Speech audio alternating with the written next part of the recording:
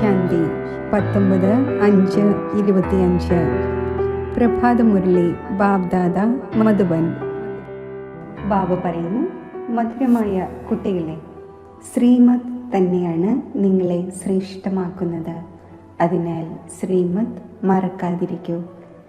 തൻ്റെ മതം ഉപേക്ഷിച്ച് ഒരു ബാബയുടെ മതമനുസരിച്ച് നടക്കൂ. ചോദ്യം: പുണ്യ ആത്മാവാകാനുള്ള യുക്തി എന്താണ്? ഉത്തരം: പുണ്യ ആത്മാവാകണമെങ്കിൽ സത്യമായ ഹൃദയത്തോടെ സ്നേഹത്തോടെ ഒരു ബാബയെ ഓർമ്മിക്കൂ. കർമ്മേന്ദ്രിയങ്ങളിലൂടെ യാതൊരു വികർമ്മവും ചെയ്യാതിരിക്കൂ. എല്ലാവർക്കും വഴി പറഞ്ഞു കൊടുക്കൂ. തൻ്റെ മനസ്സിനോട് ചോദിക്കൂ, ഈ പുണ്യം നമ്മൾ എത്രത്തോളം ചെയ്യുന്നുണ്ട്? തൻ്റെ ചെക്കിംഗ് നടത്തൂ. 100 മടങ്ങ് ശിക്ഷ അനുഭവിക്കേണ്ടി വരുന്ന തരത്തിലുള്ള ഒരു കർമ്മവും ഉണ്ടാകരുത്. അപ്പോൾ ചെക്കിംഗ് ചെയ്യുന്നതിലൂടെ പുണ്യ ആത്മാവായി മാറും. ഓം ശാന്തി. ആത്മീയ അച്ഛൻ കുട്ടികൾക്ക് മനസ്സിലാക്കിച്ചു തരുന്നു. ഇത് കുട്ടികൾക്കറിയാം. ഇപ്പോൾ നമ്മൾ ശിവ് ബാബയുടെ മതമനുസരിച്ച് നടന്നുകൊണ്ടിരിക്കുന്നു. ആ ഒന്നിൻ്റേത് ഉയർന്നതിലും ഉയർന്ന മതമാണ്. ഉയർന്നതിലും ഉയർന്ന ശിവ് ബാബ എങ്ങനെയാണ് കുട്ടികൾക്ക് ശ്രേഷ്ഠമാകുന്നതിനുള്ള ശ്രേഷ്ഠ മതം നൽകുന്നത് എന്നത് ലോകം അറിയുന്നില്ല.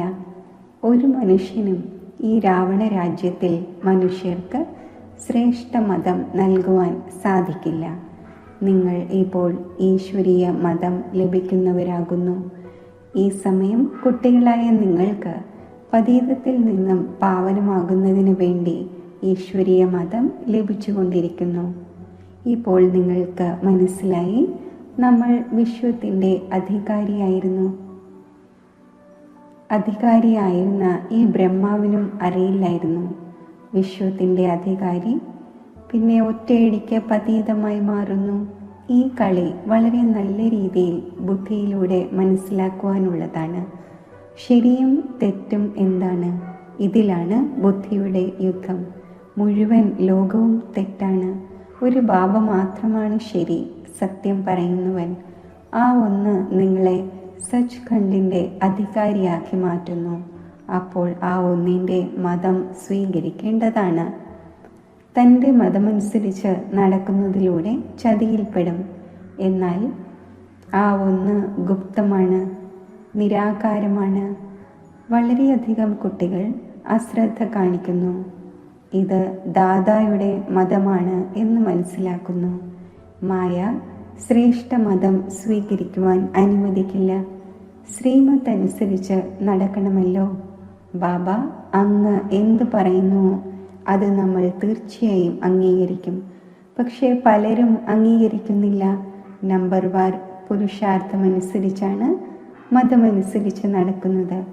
ബാക്കി സ്വന്തം മതം ഉപയോഗിക്കുന്നു. ബാബ വന്നിരിക്കുകയാണ് ശ്രേഷ്ഠ മതം നൽകുന്നതിനായി. ഇങ്ങനെയുള്ള ബാബയെ ഓരോ നിമിഷവും മറന്നു പോകുന്നു. മായ മതം സ്വീകരിക്കുവാൻ അനുവദിക്കില്ല. ശ്രീമത്താകട്ടെ വളരെ സഹജമാണല്ലോ. നമ്മൾ തമോ പ്രധാനമാണ് എന്ന അറിവ് ലോകത്തിൽ ആർക്കുമില്ല. എൻ്റെ മതമാകട്ടെ പ്രസിദ്ധമാണ്.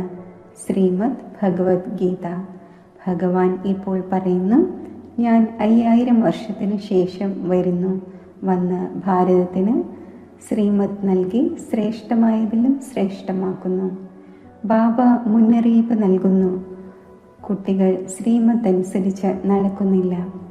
ബാബ ദിവസവും മനസ്സിലാക്കിച്ചു തന്നുകൊണ്ടിരിക്കുന്നു, കുട്ടികളെ ശ്രീമത് അനുസരിച്ച് നടക്കുന്നത് മറന്നു പോകരുത്. ഈ ബ്രഹ്മാവിൻ്റെ കാര്യമേ ഇല്ല. ആ ഒന്നിൻ്റെ കാര്യമായി മനസ്സിലാക്കൂ. ആ ഒന്നാണ് ഇദ്ദേഹത്തിലൂടെ മതം നൽകുന്നത്. ആ ഒന്നാണ് മനസ്സിലാക്കിച്ചു തരുന്നത്. ആഹാരപാനീയങ്ങൾ കഴിക്കുന്നില്ല. പറയുന്നു, ഞാൻ അഭോക്താവാണ്. കുട്ടികളായ നിങ്ങൾക്ക് ശ്രീമത് നൽകുന്നു. നമ്പർ 1 മതം നൽകുന്നു. എന്നെ ഓർമ്മിക്കൂ. യാതൊരു വികർമ്മവും ചെയ്യാതിരിക്കൂ. തൻ്റെ ഹൃദയത്തോട് ചോദിക്കൂ, എത്ര പാപം ചെയ്തിട്ടുണ്ട്? എല്ലാവരുടെയും പാപങ്ങളുടെ കുടം നിറഞ്ഞിരിക്കുകയാണ് എന്നതും അറിയുന്നു. ഈ സമയം എല്ലാവരും തെറ്റായ മാർഗത്തിലാണ്. നിങ്ങൾക്ക് ഇപ്പോൾ ബാബയിലൂടെ ശരിയായ മാർഗം ലഭിച്ചിരിക്കുന്നു. നിങ്ങളുടെ ബുദ്ധിയിൽ മുഴുവൻ ജ്ഞാനവുമുണ്ട്. ഗീതയിൽ ഏതൊരു ജ്ഞാനം ഉണ്ടാകണമായിരുന്നോ അതില്ല. അത് ബാബയാൽ തയ്യാറാക്കപ്പെട്ടതല്ല. ഇതും ഭക്തി മാർഗത്തിൽ അടങ്ങിയിട്ടുണ്ട്. ഭഗവാൻ വന്ന് ഭക്തിയുടെ ഫലം നൽകും എന്ന് പറയുന്നുമുണ്ട്. ജ്ഞാനത്തിലൂടെ സദ്ഗതി എന്ന് കുട്ടികൾക്ക് മനസ്സിലാക്കിച്ചു തന്നു. സദ്ഗതിയും എല്ലാവർക്കും ഉണ്ടാകുന്നുണ്ട്, ദുർഗതിയും എല്ലാവർക്കും ഉണ്ടാകുന്നു. ഈ ലോകം തന്നെ തമോ പ്രധാനമാണ്, സതോ പ്രധാനമായി ആരുമില്ല. പുനർജന്മം എടുത്തെടുത്ത് ഇപ്പോൾ അന്തിമം വന്നെത്തിയിരിക്കുകയാണ്. ഇപ്പോൾ മൃത്യു എല്ലാവരുടെയും ശിരസിൻ്റെ മേൽ നിൽക്കുകയാണ്. ഭാരതത്തിൻ്റെ തന്നെ കാര്യമാണ്. ഗീതയും ദേവീ ദേവതാ ധർമ്മത്തിൻ്റെ ശാസ്ത്രമാണ്. അപ്പോൾ നിങ്ങൾക്ക് മറ്റു ധർമ്മങ്ങളിലേക്ക് പോകുന്നതിലൂടെ എന്ത് നേട്ടമാണ്? ഓരോരുത്തരും അവരവരുടെ ഖുറാനും ബൈബിളും മറ്റുമാണ് പഠിക്കുന്നത്. സ്വന്തം ധർമ്മത്തെ അറിയുന്നു. ഒരു ഭാരതവാസികൾ തന്നെയാണ് അന്യ എല്ലാ ധർമ്മങ്ങളിലേക്കും പോകുന്നത്. മറ്റുള്ളവരെല്ലാം അവരവരുടെ ധർമ്മങ്ങളിൽ ഉറച്ചവരാണ്. ഓരോ ധർമ്മത്തിലുള്ളവരുടെയും മുഖവും മറ്റും വ്യത്യസ്തമാണ്. ബാബ സ്മൃതി വരുത്തുകയാണ് കുട്ടികളെ, നിങ്ങൾ തൻ്റെ ദേവീ ദേവതാ ധർമ്മത്തെ മറന്നുപോയി. നിങ്ങൾ സ്വർഗത്തിലെ ദേവതമാരായിരുന്നു. ഹംസോ എന്നതിൻ്റെ അർത്ഥം ഭാരതവാസികൾക്ക് ബാബ കേൾപ്പിച്ചിരിക്കുകയാണ്. ബാക്കി നമ്മൾ ആത്മാവ് തന്നെ പരമാത്മാവ് എന്നല്ല. ഈ കാര്യങ്ങളെല്ലാം ഭക്തിമാർഗത്തിലെ ഗുരുക്കന്മാർ ഉണ്ടാക്കിയതാണ്. ഗുരുക്കന്മാരും കോടിക്കണക്കിനുണ്ടാകും. പത്നിയോട് പതിയെക്കുറിച്ച് പറയുന്നു, ഇത് നിങ്ങളുടെ ഗുരുവും ഈശ്വരനുമാണ്. പതി തന്നെ ഈശ്വരനാണ് എങ്കിൽ പിന്നെ ഹേ ഭഗവാൻ, ഹേ രാം എന്ന് എന്തുകൊണ്ട് പറയുന്നു? മനുഷ്യരുടെ ബുദ്ധി തികച്ചും കല്ലായിരിക്കുന്നു. ഇദ്ദേഹവും സ്വയം പറയുന്നു, നമ്മളും ഇങ്ങനെയായിരുന്നു.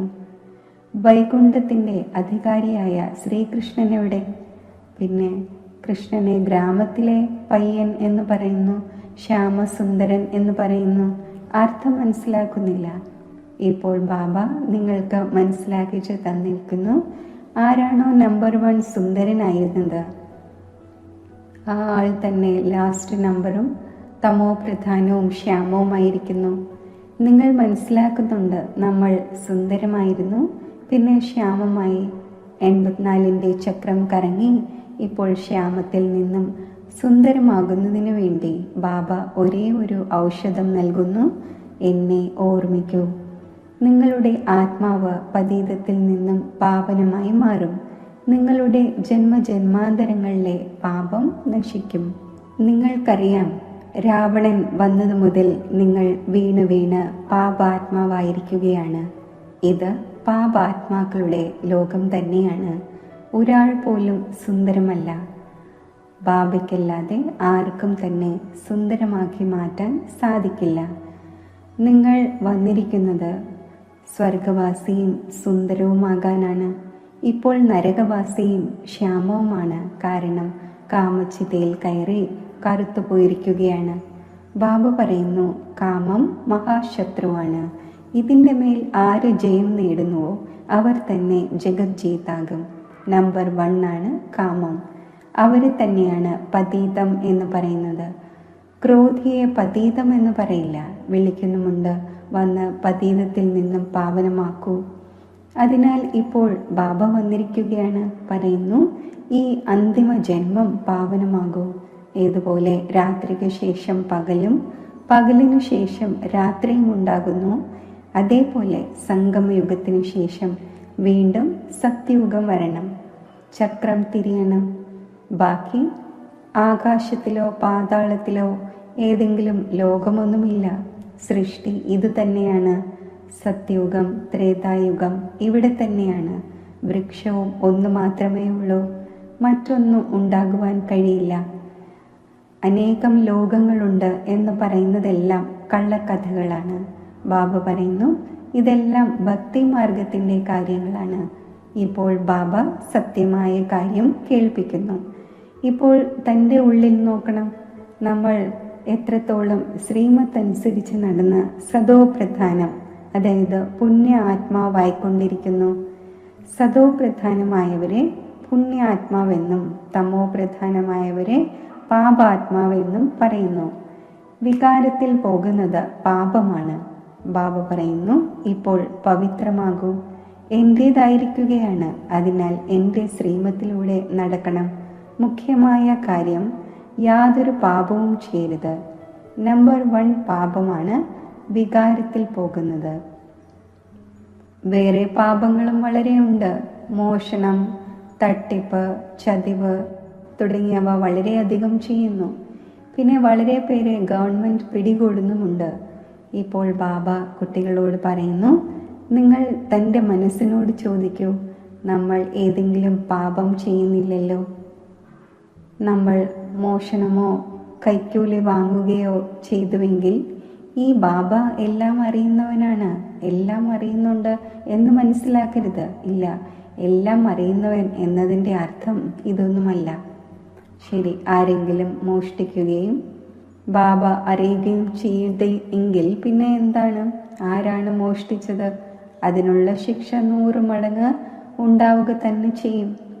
വളരെയധികം ശിക്ഷകൾ അനുഭവിക്കും. പദവിയും ഭ്രഷ്ടമായി പോകും. ബാബ മനസ്സിലാക്കിച്ചു തരുന്നു, അങ്ങനെയുള്ള എന്തെങ്കിലും പ്രവൃത്തി ചെയ്യുമെങ്കിൽ ശിക്ഷ അനുഭവിക്കേണ്ടി വരും. ആരെങ്കിലും ഈശ്വരൻ്റെ കുട്ടിയായതിനു ശേഷം പിന്നെ മോഷ്ടിക്കുന്നുവെങ്കിൽ, ഇത്രയും സമ്പത്ത് ലഭിക്കുന്ന ശിവബാബയുടെ ഭണ്ഡാരയിൽ നിന്നും മോഷ്ടിക്കുന്നുവെങ്കിൽ ഇത് വളരെ വലിയ പാപമാണ്. ചിലരിലൊക്കെ മോഷണത്തിൻ്റെ ശീലമുണ്ട്. അവരെ ജയിൽ ബേർഡ് എന്ന് പറയുന്നു. ഇത് ഈശ്വരൻ്റെ വീടാണ്, എല്ലാം ഈശ്വരൻ്റേതാണല്ലോ. ഈശ്വരൻ്റെ വീട്ടിൽ വരുന്നത് ബാബയിൽ നിന്നും സമ്പത്ത് നേടുവാനാണ്. പക്ഷേ ചിലർക്കൊക്കെ ശീലമായി പോകുന്നു. അതിനുള്ള ശിക്ഷ 100 മടങ്ങുണ്ടാകുന്നു. ശിക്ഷകളും വളരെയധികം ലഭിക്കും. പിന്നെ ജന്മങ്ങൾ തോറും വൃത്തികെട്ട വീട്ടിൽ പോയി ജനിക്കും. അപ്പോൾ തന്നെ നഷ്ടമുണ്ടാക്കിയില്ലേ? ഇങ്ങനെ ധാരാളം പേരുണ്ട്. ഓർമ്മയിൽ തികച്ചും ഇരിക്കുന്നില്ല, യാതൊന്നും കേൾക്കുന്നുമില്ല. ബുദ്ധിയിൽ മോഷണ ചിന്തകളും മറ്റും നടന്നുകൊണ്ടിരിക്കുന്നു. ഇങ്ങനെ വളരെ പേർ സത്സംഗങ്ങളിൽ പോകുന്നു, ചെരുപ്പ് മോഷ്ടിക്കുന്നു. അവരുടെ തൊഴിൽ തന്നെ ഇതാണ്. എവിടെ സത്സംഗമുണ്ടോ അവിടെ പോയി ചെരുപ്പ് മോഷ്ടിച്ചു കൊണ്ടുവരും. ലോകം തികച്ചും ഡേർട്ടിയാണ്. ഇത് ഈശ്വരൻ്റെ വീടാണ്. മോഷ്ടിക്കുന്ന ശീലം വളരെ മോശമാണ്. ഇങ്ങനെ ചൊല്ലുണ്ട്, വൈക്കോൽ മോഷ്ടിച്ചാലും കള്ളൻ, ലക്ഷം മോഷ്ടിച്ചാലും കള്ളൻ.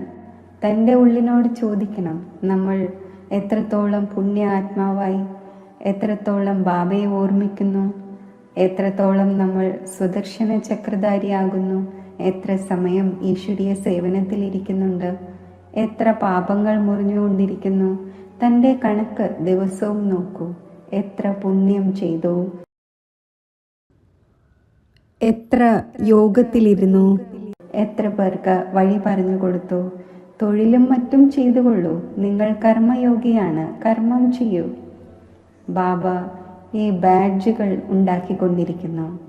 നല്ല നല്ല ആൾക്കാർക്ക് ഇത് വച്ച് മനസ്സിലാക്കിച്ചു കൊടുക്കൂ.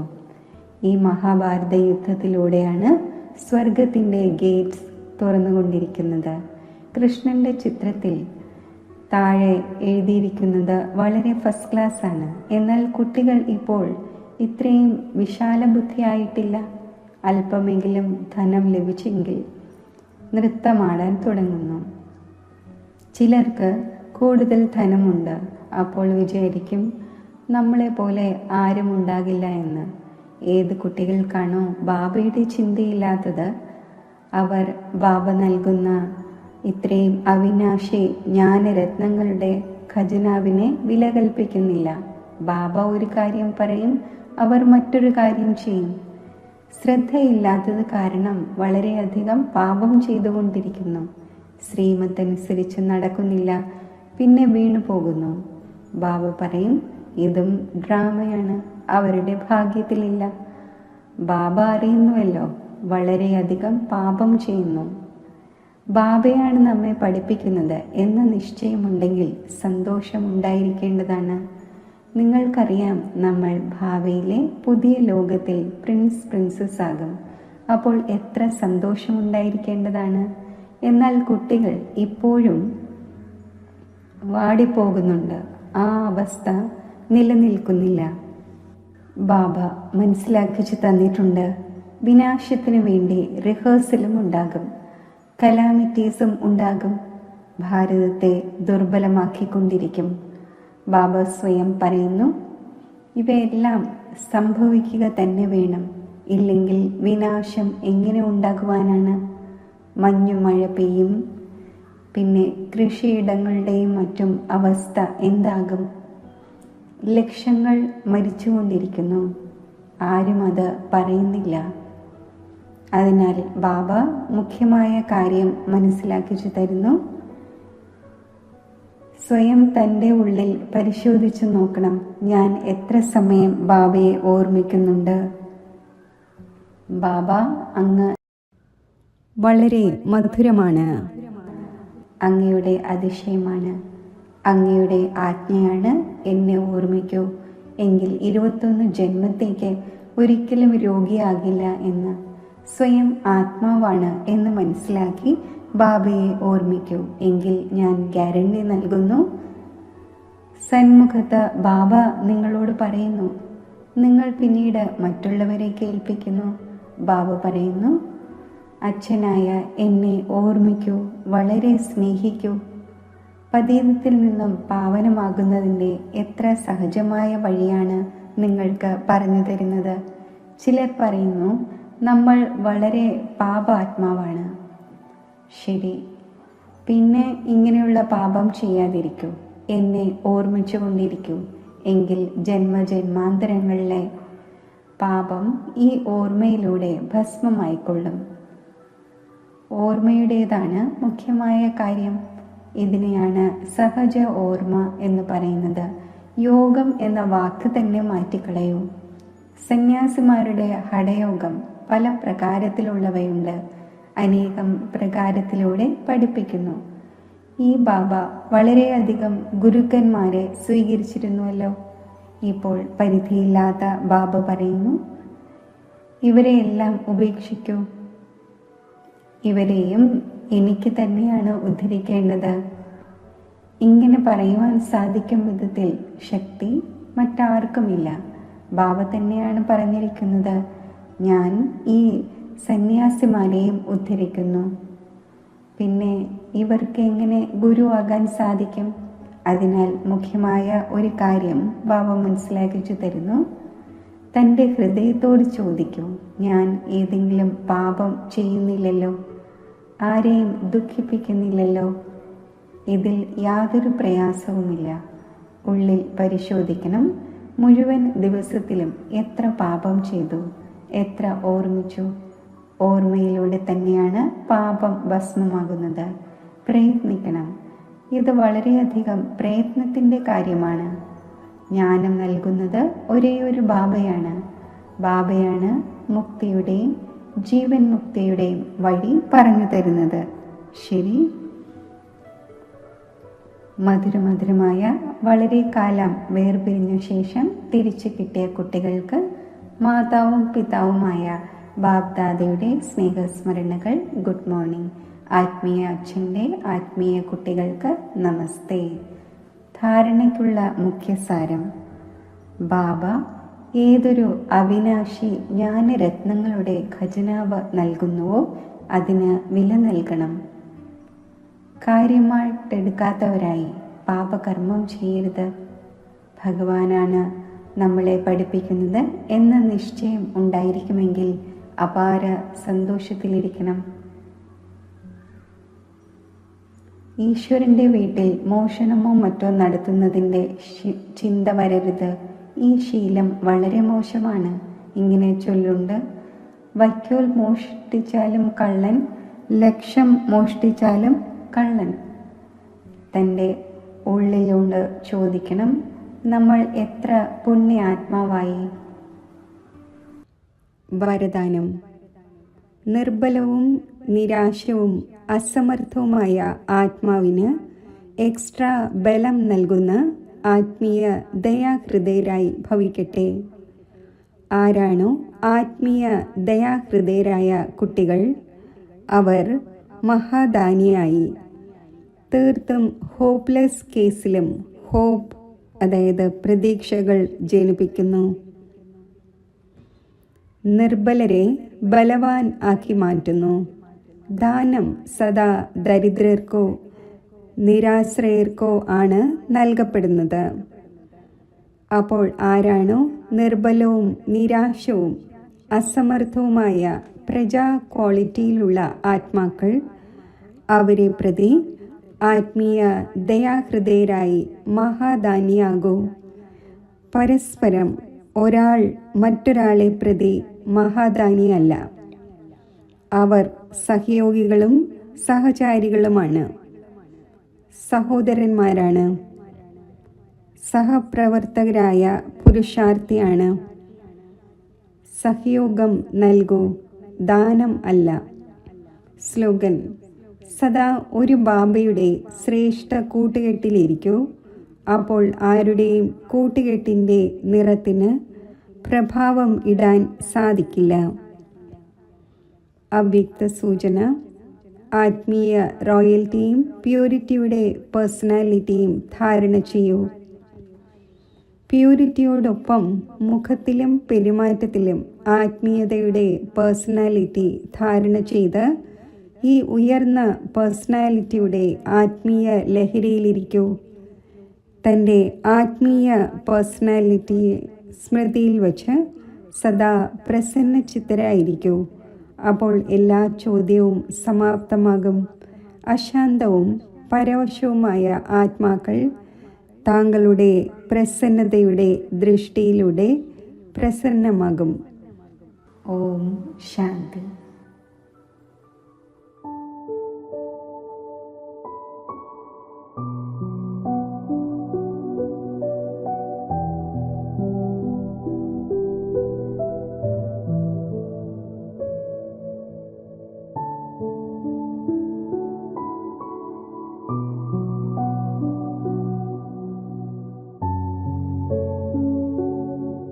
ഓം ശാന്തി.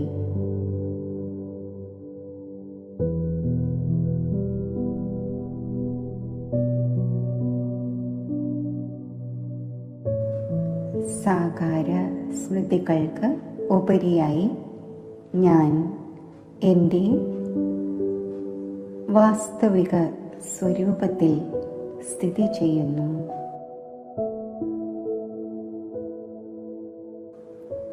ഭൃഗുടി മധ്യത്തിൽ തിളങ്ങുന്ന നിരാകാരി ആത്മസ്വരൂപത്തിൽ ശ്രദ്ധ കേന്ദ്രീകരിക്കുന്നു.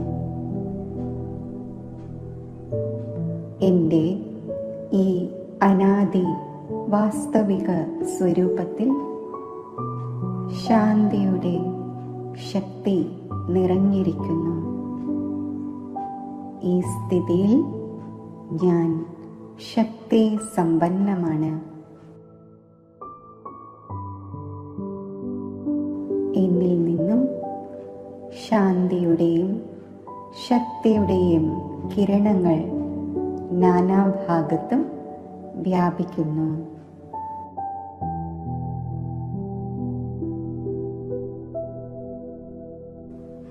ഇപ്പോൾ ഞാൻ സ്മൃതിയുടെ ശക്തിയാൽ ശബ്ദത്തിൻ്റെ ലോകത്ത് നിന്നും മാറി നിരാകാരി ദേശ നിവാസിയാകുന്നു.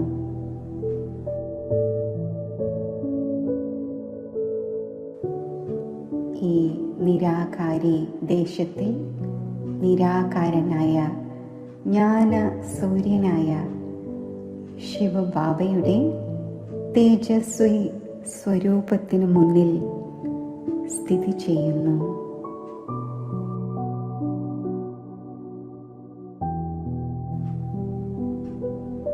മഹാജ്യോതിയായ ജ്ഞാന സൂര്യനിൽ നിന്നും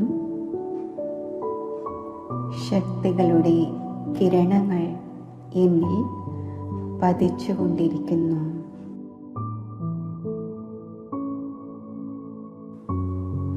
ഈ കിരണങ്ങൾ എന്നിൽ ഉൾക്കൊള്ളപ്പെടുമ്പോൾ ഞാൻ മാസ്റ്റർ സർവശക്തിവാൻ സ്ഥിതിയിൽ സ്ഥിതി ചെയ്യുന്നു.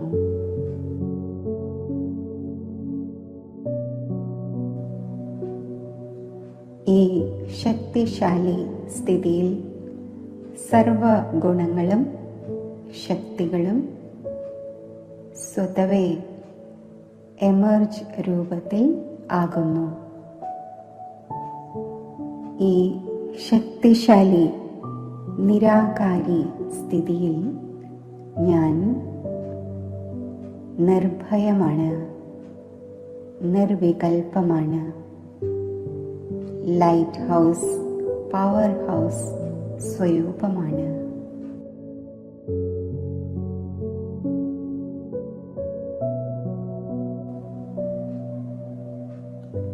ഈ അവസ്ഥയിൽ എൻ്റെ മനസ്സും ബുദ്ധിയും സ്വച്ഛവും സ്പഷ്ടവുമാണ്.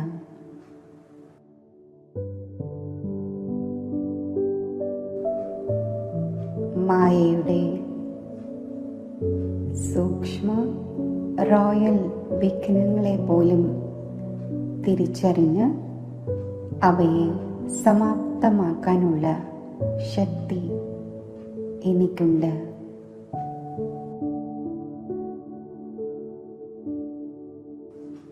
ജ്ഞാന സൂര്യൻ്റെ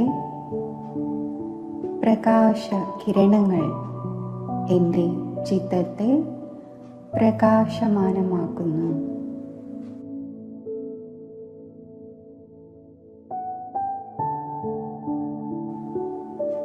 ജ്ഞാനം മാസ്റ്റർ ജ്ഞാന സൂര്യനായി മാറുന്നു.